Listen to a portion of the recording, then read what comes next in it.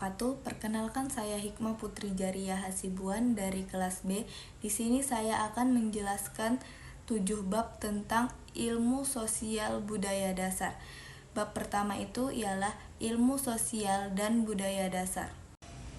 Ilmu sosial dasar adalah mata kuliah umum yang membantu mahasiswa memahami hubungan manusia dengan masyarakat. Tujuan agar mahasiswa memiliki kecerdasan intelektual, moral baik, serta tanggung jawab sosial. Dalam pembelajarannya, ISBD menggunakan pendekatan instruktual, fungsional, dan antar bidang ilmu.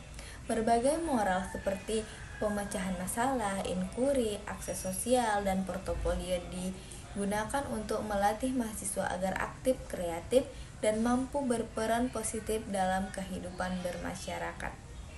Oke, kita masuk ke bab yang kedua, yaitu manusia dan kebudayaan. Manusia adalah makhluk yang berakal budi, yang mampu berpikir, berimajinasi, dan menciptakan kebudayaan. Kebudayaan lahir dari hasil pemikiran dan perasaan manusia yang berkembang melalui bahasa, simbol, dan pengetahuan. Kebudayaan mencakup seluruh aspek kehidupan manusia seperti sosial, religi, seni, ilmu pengetahuan, dan teknologi. Setiap kelompok sosial memiliki kebudayaan yang berbeda-beda sesuai lingkungan dan kebutuhannya. Manusia berperan sebagai pencipta kebudayaan melalui kesesuaian terhadap lingkungan dan kebutuhan hidup. Baik primer, contoh dari primer itu ada makanan, minuman, bernapas, dan contoh dari sekunder itu ada kerjasama, pendidikan, komunikasi. Kebudayaan selalu mengalami perubahan, bisa karena sukarela, contohnya itu ada inovasi dan difusi, atau paksaan, contohnya itu represi dan alkulturasi. Perubahan terjadi karena manusia terus berpikir, beradaptasi, dan mengembangkan cara hidupnya masing-masing. Selanjutnya bab 3, manusia dan peradaban. Dalam mata kuliah ISBD membahas bagaimana manusia membangun dan mengembangkan peradaban melalui kemampuan berpikir dan beradaptasi. Peradaban pertama lahir di Mesopotamia, tempat manusia mulai hidup menetap, mengenal sistem pertanian, tulisan, dan pemerintahan. Konsep peradaban kemudian berkembang dari Yunani kuno yang menekankan akal dan moral, hingga masa modern yang menonjolkan ilmu pengetahuan dan teknologi.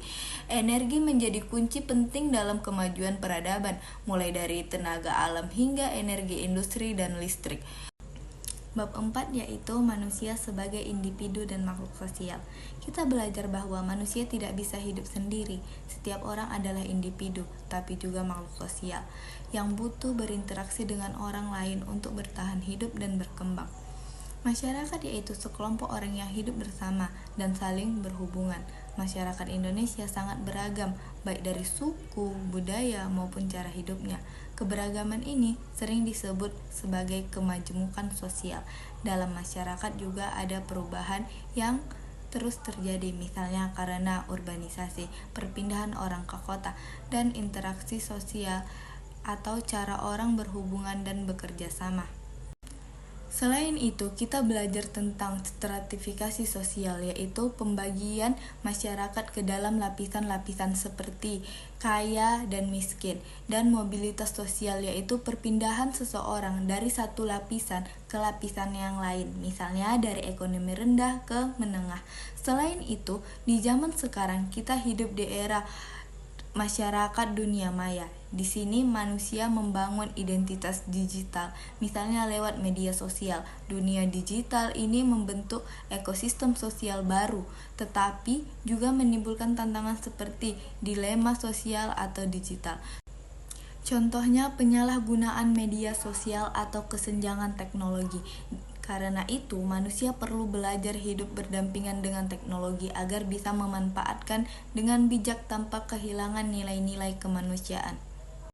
Bab 5 yaitu manusia, nilai, moral, dan hukum. Bab ini kita belajar bahwa kehidupan manusia selalu berhubungan dengan nilai, moral, dan hukum. Nilai adalah suatu yang dianggap baik, penting, dan menjadi pedoman dalam bertingkah laku. Nilai bisa bersumber dari budaya, agama, pengalaman hidup. Moral adalah wujud nyata dari nilai-nilai tersebut dalam tindakan sehari-hari seperti kejujuran, tanggung jawab, dan rasa hormat. Sedangkan hukum berfungsi sebagai aturan tertulis yang mengatur perilaku manusia agar terciptanya keadilan dan ketertiban. Bab 6. Keberagaman dan kesetaraan membangun masyarakat inklusif. Bab ini membahas bahwa manusia hidup dalam keberagaman, baik dari segi budaya, suku, agama, bahasa, maupun pandangan hidup. Keberagaman ini adalah kekayaan bangsa, tetapi juga bisa menjadi sumber masalah kalau tidak dikelola dengan baik. Dalam kehidupan sosial, kita perlu memiliki sifat toleransi, menghormati perbedaan, dan membangun setiap kerjasama. Bab 7 yaitu manusia, sains, teknologi, dan seni. Di bab terakhir ini dibahas hubungan manusia dengan ilmu pengetahuan atau sains, teknologi, dan seni. Sains membantu manusia memahami alam dan kehidupan melalui pengetahuan yang rasional dan sistematis. Teknologi lahir dari sains dan digunakan untuk mempermudah kehidupan, tetapi juga tidak digunakan dengan bijak, bisa berdampak negatif bagi manusia dan lingkungan. Selain itu, seni mengekspresikan nilai-nilai kemanusiaan, perasaan, dan kreativitas yang memberi makna pada hidup. Bab ini juga mengingatkan bahwa kemajuan sains dan teknologi harus tetap seimbang dengan nilai moral dan kemanusiaan agar hidup tidak kehilangan arah dan identitasnya. Dengan begitu, sains, teknologi, dan seni bisa berjalan bersama untuk membangun kehidupan yang lebih baik dan beradab. Cukup sekian pemaparan dari saya. Terima kasih. Assalamualaikum warahmatullahi wabarakatuh.